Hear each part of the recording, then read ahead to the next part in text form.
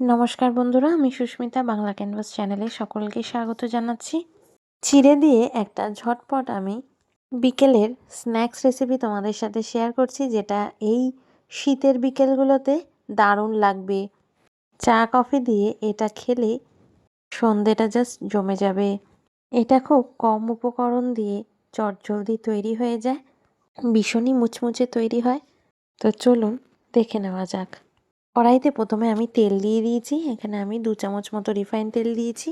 তেলটা গরম হতে এখানে আমি কিছু চিনেবাদাম ভেজে নিচ্ছি। চিনেবাদামগুলোকে হালকা কড়া করে আমি ভেজে নেব।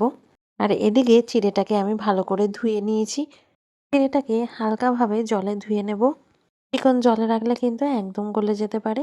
হালকা জল দিয়ে ধুয়ে জলটাকে ঝরিয়ে একটা পাত্রে নিয়ে নিয়েছি। এবার একদম সরু সরু করে আমি ক্যাপসিকাম কেটে নিয়েছি, সেটাই আমি চিড়ের মধ্যে দিয়ে দিলাম এখানে সরু করে কেটে নেওয়া গাজর। যেভাবে আমি বললাম চিড়েটাকে সেভাবেই কিন্তু ধোবেন, তাহলে কিন্তু ঝরঝরে থাকবে। চিড়েটাকে এমনভাবেই ধুয়ে নিতে হবে যাতে একদম গলে যাবে না, নরম হবে, আবার ঝরঝরেও হবে, একটার সাথে একটা গায়ে লেগেও থাকবে না। এবার আমি দিয়ে দিলাম এখানে কিছু কুচিয়ে রাখা কাঁচা লঙ্কা, আর স্বাদ মতো নুনটাও অ্যাড করে দিলাম। এবার এর মধ্যে আমি 1 টিস্পুন হলুদ গুঁড়ো দিয়ে দেবো। একদম সামান্য মতোই দিয়ে দিয়েছি। অ্যাড করে দেবো এবারে এর মধ্যে পরিমাণ মতো শুকনো লঙ্কার গুঁড়ো, এটাও 1 টিস্পুন মতো দিয়েছি। ঝালটা আপনারা আপনাদের ইচ্ছে মতো যতটা প্রয়োজন ততটা এর মধ্যে ব্যবহার করবেন। বাড়িতে থাকা চাট মশলা আমি এর মধ্যে দিয়ে দিলাম। চাট মশলাটা ব্যবহার করবেন, তাহলে কিন্তু এটার একটা সুন্দর গন্ধ আসে। এবার আমি যেটা চিনেবাদামটা ভেজে নিয়েছি সেটা আমি এর মধ্যে অ্যাড করে দিলাম। চিনেবাদামটা কিন্তু হালকা কড়া করে ভেজে নিয়েছিলাম, সেটাই অ্যাড করে দিচ্ছি। এরকম ফিঙ্গারের মধ্যে যদি এই চিনেবাদাম থাকে তাহলে কিন্তু বেশ একটা ক্রিস্পি ব্যাপার আসে। এবার এর মধ্যে আমি 2 চামচ, বড় চামচের 2 চামচ আমি অ্যাড করলাম এখানে ময়দা। আর 1 চামচ মতো আমি চালের গুঁড়ো ব্যবহার করেছি। আর দিয়ে দিচ্ছি এখানে কুচিয়ে রাখা ধনেপাতা। এবার এই সমস্ত উপকরণগুলোকেই ভালো করে মেখে নিতে হবে। খুব ভালো করে মেখে নিতে হবে। চিড়ের সাথে ময়দাটা যাতে খুব ভালো করে মিশে যায় সেই দিকে আমাদের লক্ষ্য রাখতে হবে। আর একদম শক্ত করে কিন্তু এই ডোটাকে মেখে নিতে হবে। নরম করে ডোটা মাখলে কিন্তু হবে না, অনেকটা বেশি চ্যাটচ্যাটে হয়ে যেতে পারে। তো তার জন্য এর মধ্যে অল্প রিফাইন তেল ব্যবহার করবেন, তাতে মাখতে সুবিধা হবে আর হাতেও লেগে থাকবে না, হাত থেকে ছেড়ে আসবে। রিফাইন তেলটা দিয়ে ভালো করে আরও মেখে নিতে হবে। মাখাটা কিন্তু খুব টাইট হবে। দেখুন মাখাটা কিন্তু হয়ে গেছে। আর হাতে এইভাবেই 2 হাতে রিফাইন তেল মেখে নিতে হবে।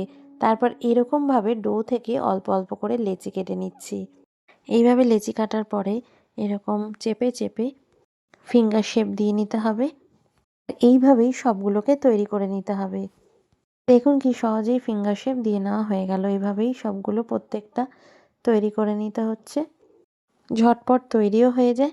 আর বাড়িতে কোনো অতিথি আসলে আপনারা ভাবেন যে কী খেতে দেওয়া যায় বা কীরকম রেসিপি তৈরি করবেন, তো আপনারা এইটা অবশ্যই ট্রাই করতে পারেন। কোনো অতিথি আসলে তাদেরকে এটা করে খাওয়াতে পারেন, নিশ্চয়ই ভালো লাগবে।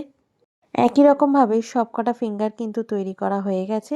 একটা পাত্রে রেখে দিয়েছি। এবার এগুলোকে ভালো করে ডিপ ফ্রাই করে নিতে হবে।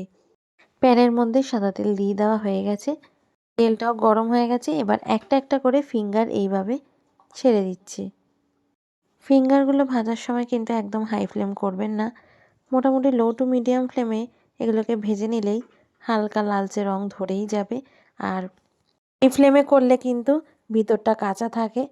এগুলো ডুবো তেলে ভাজতে হয় না, এগুলো অল্প হালকা তেলে ভেজে নিলেই হয়। একটা একটা করে যতগুলো ধরে ততগুলোই কিন্তু আমি দিয়ে দিচ্ছি। সবগুলো ভাজবো না একসাথে, এরকমভাবে ব্যাচ ওয়াইজ ভেজে নিতে হবে। এগুলোকে হাই ফ্লেমে কিন্তু একদম ভাজবেন না, তাহলে কিন্তু বেশি তাড়াতাড়ি একটা সাইড পুড়ে যাবে আর ভিতরটা কিন্তু কাঁচা থেকে যাবে। চিড়ের এই ফিঙ্গারগুলোকে সঙ্গে সঙ্গে দিয়ে কিন্তু নাড়াচাড়া করবেন না, তাহলে ভেঙে যাওয়ার চান্সেস থাকে। এইভাবে কিছুক্ষণ দেওয়ার পরে হালকা ভাজা হয়ে গেলে একটা সাইড উল্টে দেবেন। আর হালকা লালচে রং ধরে গেলে তারপরে কিন্তু আরেকটা সাইড ভেজে নিতে হবে। এরকমভাবে হালকা হাতে খুন্তি দিয়ে নাড়াচাড়া করে উল্টে পাল্টে ভেজে নিতে হবে। বেশিক্ষণ সময় লাগে না, খুব তাড়াতাড়ি চটজলদি হয়ে যায়। একটুখানি সময় ধরেই নাড়াচাড়া করতে করতে আপনারা বুঝতে পারবেন এটা ভাজা হয়ে গেছে। দেখুন কি সুন্দর লালচে রং ধরে গেছে, আর এগুলো কিন্তু ভীষণই মুচমুচে হয়, সস দিয়ে খেতে দারুণ লাগে।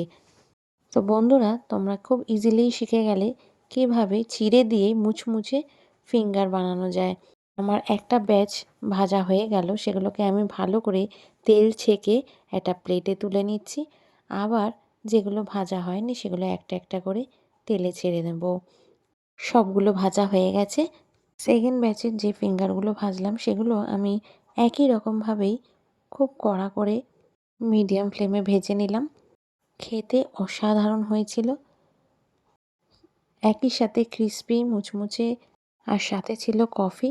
তো আমাদের সন্ধ্যের টিফিনটা তো জাস্ট জমে গেল। আপনাদের আমার ভিডিওটা কেমন লাগলো অবশ্যই কিন্তু কমেন্টসে জানাতে ভুলবেন না। ভালো লাগলে লাইক করবেন, চ্যানেলটিকে সাবস্ক্রাইব করবেন।